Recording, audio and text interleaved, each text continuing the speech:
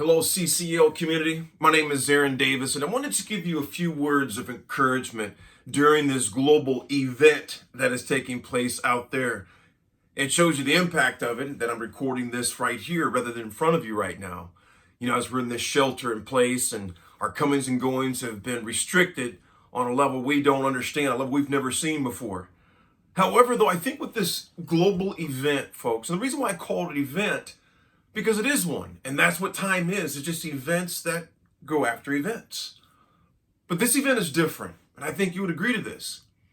Never in our lifetime have we seen something where it restricted our coming and goings at this magnitude, to where there's this term, shelter in place, social distancing, 6 feet apart.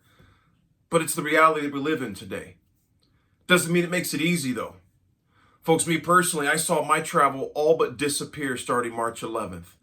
And I tell you, it was stressful. Some of you are very stressed right now with your businesses, your jobs, whether you're an employer or an employee. This is real stress. This is real life.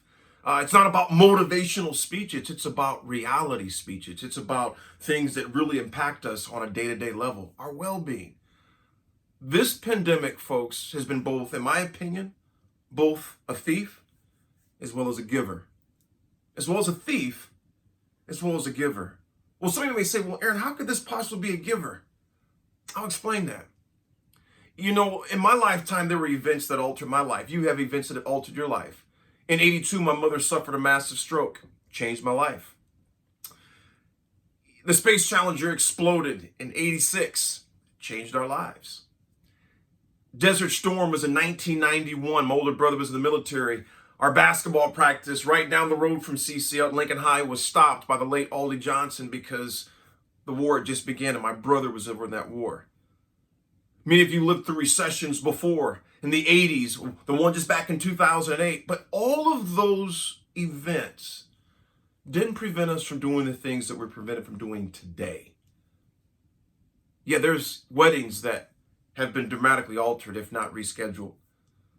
Their graduations are where they will see their graduation speaker from this view right here. I've done a few of those already, rather than putting on their tassel and their robe and walking down that aisle to that amazing classic song.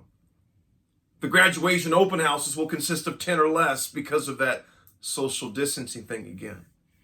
There were proms that were not had. They had virtual DJs rather than actually going to the venue to be with their friends.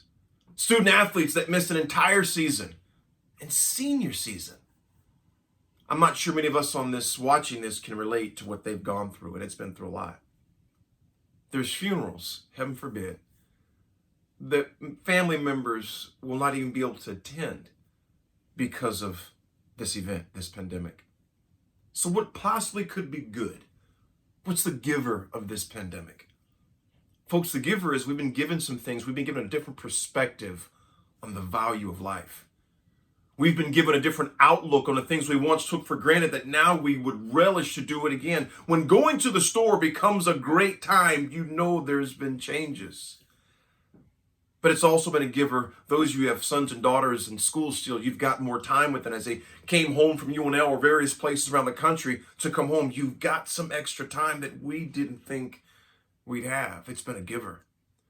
It's given us time to play board games. We had to dust them off and actually spend time. It's been a giver. And you know what, folks? I've seen humanity's best towards humanity through this. You've supported the team at CCL in ways that you possibly can't imagine. You've kept that place going because your humanity towards humanity you gave. But I know there's stress with this too.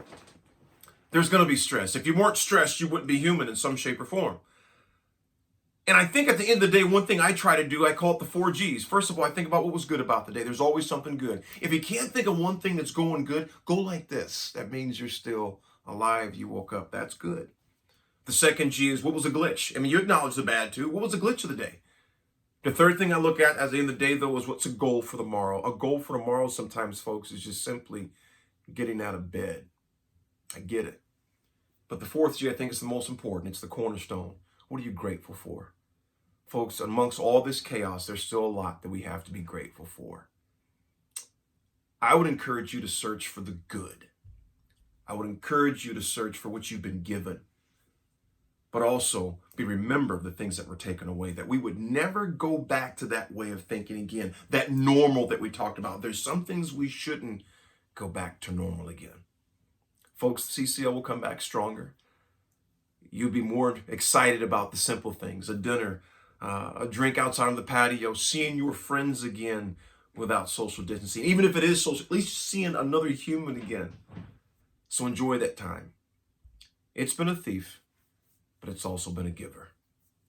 Let's focus on the giving. Make it a great one.